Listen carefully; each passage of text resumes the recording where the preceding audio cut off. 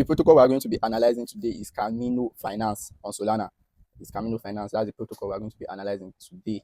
And we are going to be checking the utility, the token, the supply, the security, the revenue, and the treasure. And at the end of this video, we are going to be rating it over 10.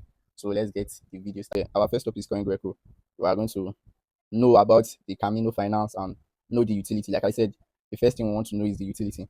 And one of the utility I've seen while reading this is that it is a lending protocol, and it has one unique feature called the elevate mode. Yeah, they call it the E mode. The E mode feature, it increases your borrowing power if your collateral and your what you want to borrow are pegged. For instance, if you want to borrow USDC and you deposit USDT, they are both pegged to the US dollar. So it increases your collateral to it increases your borrowing power to 90%. You'll be able to borrow 90% of your collateral. That's what the E mode is. And yes, that's one of the major utility of this protocol. Elevation mode. The elevation mode. That's one of the major utility. That's one of the reasons people use it, because it increases your borrowing power, and it increases your borrowing power if your collateral and the token you want to borrow are pegged. Like the Kimono also has another utility, which is that it helps liquidity providers set range when their liquidity should be used.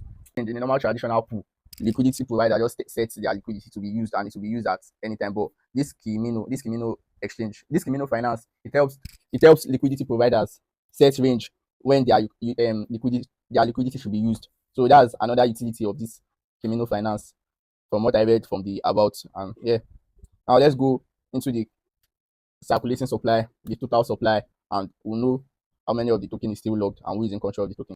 Yes, this is the price. This is the price. This is the 24 hours range. This has been the lowest in the last 24 hours, and this has been the highest Kamino has gone in the last 24 hours. This is the market cap. This is the fully diluted valuation. This is the 24 hours trading volume. The 24 hours trading volume is not bad. It's okay. This is the total logged value. You know, this is a lending protocol, so the total log value is very good for the kind of protocol it is. And yes, and this total log value, total value log, either it shows the trust people have in it, and 1.1 billion is a good sign that people trust the protocol.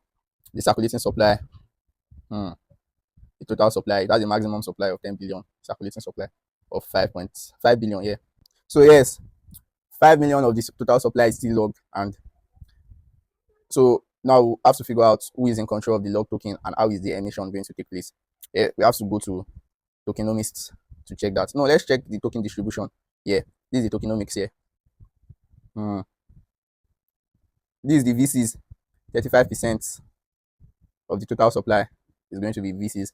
The core contributors, this is the team, 20%. Then grant and community, 18%. Liquidity and treasures, treasury rather, 10%. And 5 seasons of distribution.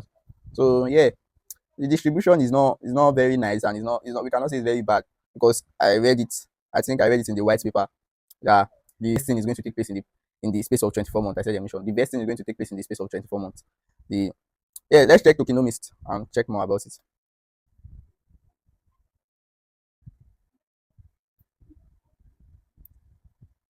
It has not buy back any of its token. It has not burn any of its token. It has not buy back. It has not burn.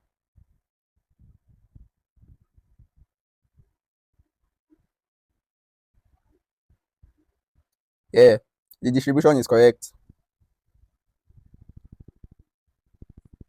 78% of the token release. That means more of the token has been in circulation.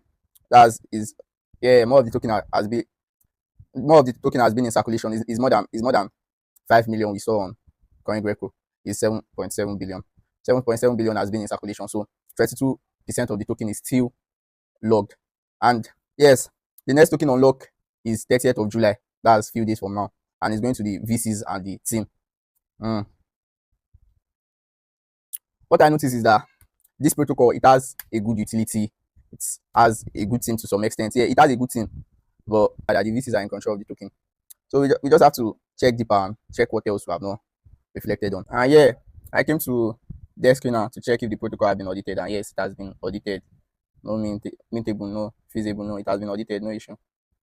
Yeah, that's one of the things we have to check if we are scanning for a protocol. So yes, with this little scanning, I'll give the utility 9. And yes, the protocol earns real revenue. It does not rely on token sales or people to buy its token. It earns real revenue. As you see, it is a lending protocol, so it earns real revenue. So I'll give the utility 9, the revenue 9.5, because yes, it earns good revenue. The tokenomics, I'll give that 7. The security, I'll give that 8. It has been audited. And the distribution, I'll give it 8. Yes. And will I be investing in this token? I think I'll just wait. I'll wait until I understand whether the protocol is going to grow and outpace future emission. If the protocol is going to grow and outpace the future emission, is is a right protocol to invest in. It has good potentials, it has good thing and good utility, especially the utility.